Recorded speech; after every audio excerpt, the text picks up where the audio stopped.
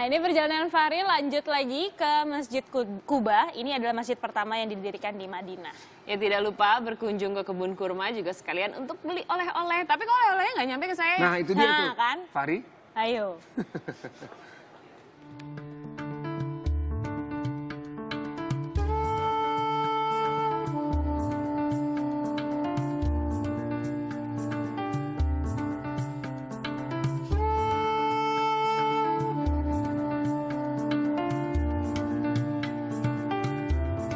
Perjalanan saya di Madinah masih berlanjut nih guys. Setelah dari Bukit Uhud, saya singgah di Masjid Quba untuk melakukan sholat sunnah. Karena barang siapa melakukan sholat di Masjid Quba akan memperoleh keistimewaan dan pahala sebanding dengan 1 kali pahala umroh.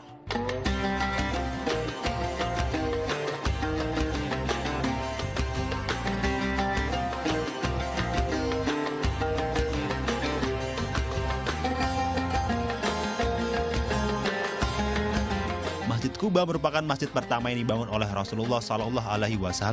Sehingga disinilah tempat salat berjamaah pertama kali didirikan di bangunan masjid.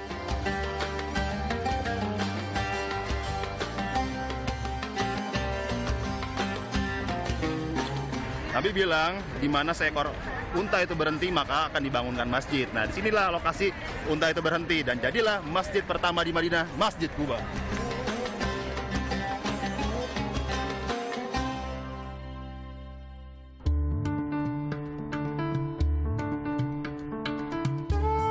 Masjid ini dulunya terletak di kaki bukit dengan telaga yang mengalirkan air jernih yang menyuburkan pepohonan dan kebun-kebun kurma di sekitarnya.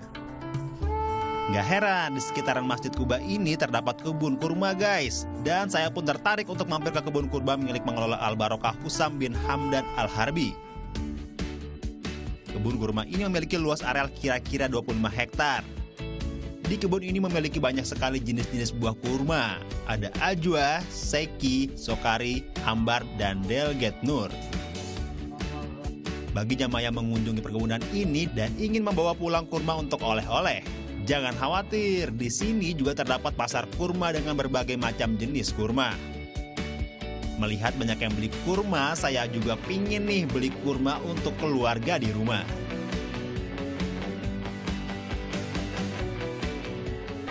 Oke, saya baru aja beli kurma ajwa, kurma Nabi. Nah, ini nih, ada unik nih, kurma ajwa ini dipercaya sebagai penangkal sihir dan untuk menyembuhkan penyakit. Makanya nih para tabib di sini menyuruh agar makan kurma ajwa. Nah, tapi makannya harus ganjil. Di pasar ini kurma ajwa masih menjadi primadona. Tapi di pasar ini juga banyak loh makanan olahan dari kurma seperti makanan olahan coklat kurma, dodol kurma, manisan kurma, kurma isi almond, serta kurma berbalut keju. Alhamdulillah, puas-puasin deh. Nah, One Day in Arab Saudi belum selesai. Fahri akan ajak kita untuk ikuti wisata sejarah Islam. Dan tentunya intinya dari tripnya Fahri sudah pasti adalah menjalankan ibadah umroh.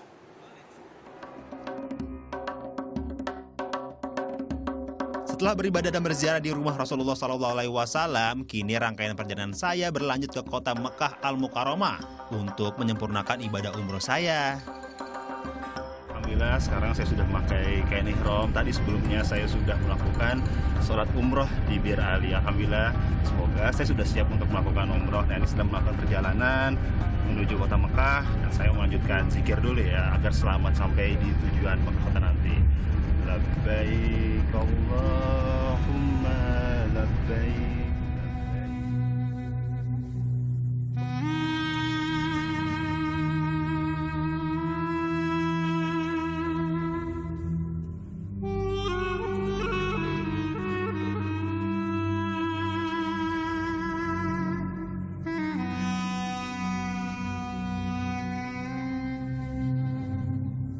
Alhamdulillah, setelah menempuh perjalanan yang tak dekat, akhirnya saya dan tim rombongan tiba di Masjidil Haram untuk langsung melakukan umroh. Umroh ini menjadi pengalaman pertama bagi saya.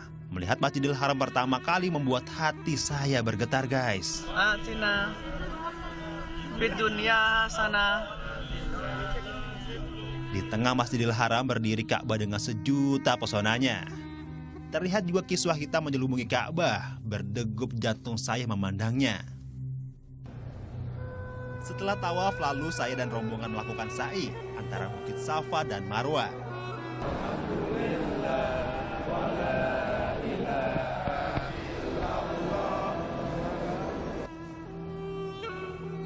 Ibadah umroh disempurnakan dengan tahallul alias memotong rambut.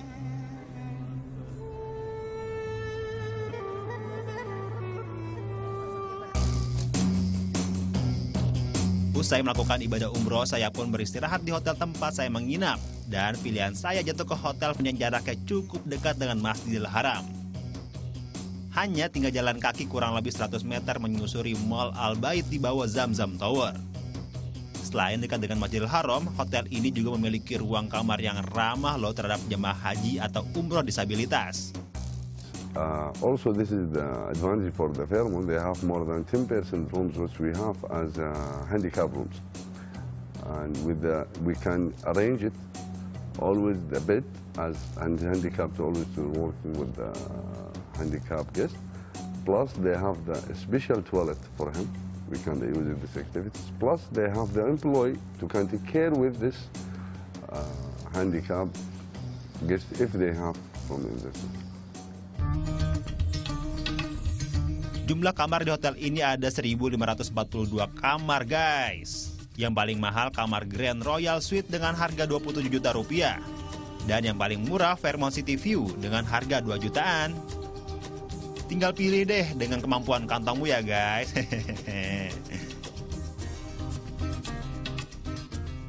Untuk menambah rasa cinta saya kepada Rasulullah SAW, saya dan rombongan napak tilas nih ke lokasi tempat perjuangan Rasul dalam menyebarkan agama Islam. Tempat yang saya datangi pertama ialah Gunung Sur. Gunung ini menjadi saksi sejarah perjuangan Rasulullah SAW bersama Abu Bakar. Nah, di belakang saya ini adalah Bukit Sur, bukit tertinggi di kota Mekah. Dan di atas sana ada Gua Sur namanya, tempat bersembunyinya Nabi Muhammad SAW dan Abu Bakar As-Siddiq sebelum mereka berhijrah ke kota Madinah. Dan tapi saya bukan hanya ke tempat ini aja, saya akan berziarah ke tempat bersejarah lainnya di kota Mekah. Nah, Adam dan Hawa kira-kira bertemunya di mana? Ayo. Nah, ini nih di belakang saya ini ada namanya Jabal Rahmah, tempat bertemunya Adam dan Hawa tempat ini. Nah, kalau untuk menaikin itu sebenarnya udah gampang sekarang karena tingginya hanya 70 meter dan ada 120 anak tangga. Ya, kira-kira 15 menitan lah sampai di atas. Nah, sekarang saya mau naik ke atas.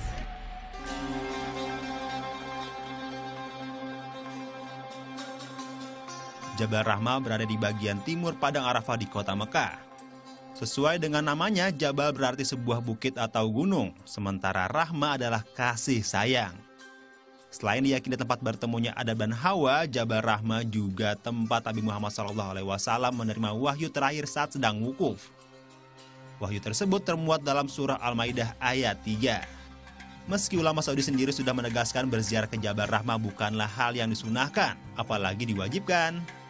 Nyatanya banyak peziarah berdatangan dan berdoa menengadahkan tangan di sana saat wukuf, guys. Hai guys, di Bukit Jabal Rahmah ini banyak ceritakan bahwa ini tempat titik pertemuannya Adam dan Hawa. Nah, pemerintah Arab Saudi sendiri sebetulnya sudah memperingatkan tuh, di sini tidak boleh berdoa ataupun mencoret-coret. Tapi masih banyak tuh yang coret-coret di tubuh. Kasian banget.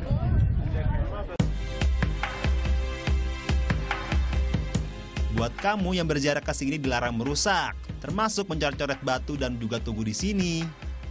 Apalagi sampai menaruh foto kamu dan pasangan di sini. Sampai bertemu di episode One Day berikutnya yang gak kalah seru. Wassalamualaikum.